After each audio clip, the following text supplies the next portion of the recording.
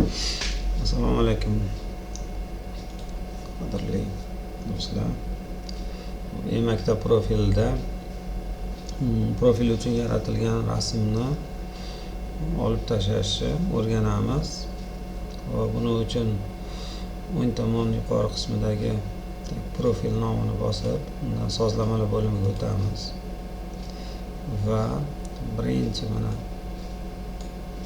menyuda joylashgan fotosurat bo'limidan suratimizni yoniga sichqonchani olib kelamiz va sichqonchani olib kelgandan keyin mana bizda X paydo bo'ladi, ya'ni suratni o'chirish paydo bo'ladi va X ustida bir marta sichqonchaning chap tugmasini bosamiz va bizda mana fotosurat o'chirilmoqda. Demak, ma'lum bir vaqt kutib turamiz.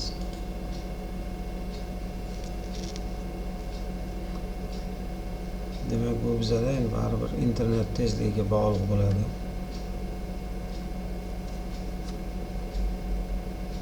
Internet tezligi va server bilan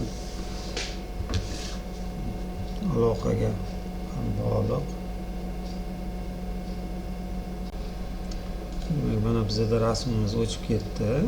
Mana endi bemalol boshqa rasm qo'yishimiz mumkin yoki shu ko'rinishda ham foydalansak bo'ladi. Tushunarli bo'ldi deb o'ylayman. Sog' bo'linglar, salomat bo'linglar.